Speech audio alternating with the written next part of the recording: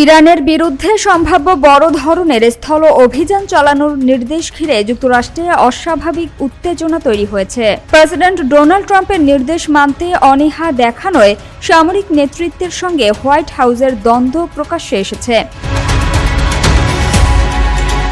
এই প্রেক্ষাপটে joint chiefs of স্টাফের চেয়ারম্যান সহ ১ ডজন জ্যেষ্ঠ সামরিক কর্মকর্তাকে বরখাস্ত করা হয়েছে। বিশ্লেষকদের মতে আধুনিক মার্কিন ইতিহাসে এত বড় পরিসরে শীর্ষ সামরিক কর্মকর্তাদের অপসারণ বিরল ঘটনা। ঘটনাটি নিয়ে দেশে তীব্র বিতর্ক শুরু হয়েছে।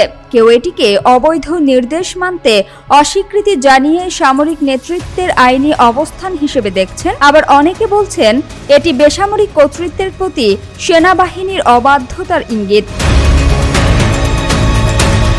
প্রশাসনের সমর্থকরা দাবি করছেন সামরিক কৌশল নির্ধারণে প্রেসিডেন্টই সর্বোচ্চ কর্তৃত্বের অধিকারী।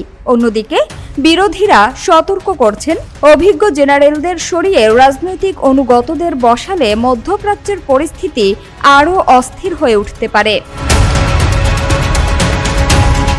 এদিকে পেন্টাগনে তৈরি হয়েছে অনিশ্চয়তা ও চাপের পরিবেশ। শূন্য পদগুলো কিভাবে পূরণ করা হবে এবং চলমান সামরিক কার্যক্রমে এর প্রভাব কি পড়বে তা নিয়ে উদ্বেগ বাড়ছে, যা আন্তর্জাতিক অঙ্গনেও দৃষ্টি কেড়েছে। সামিয়া সুলতানা, ঢাকা ওয়াচ।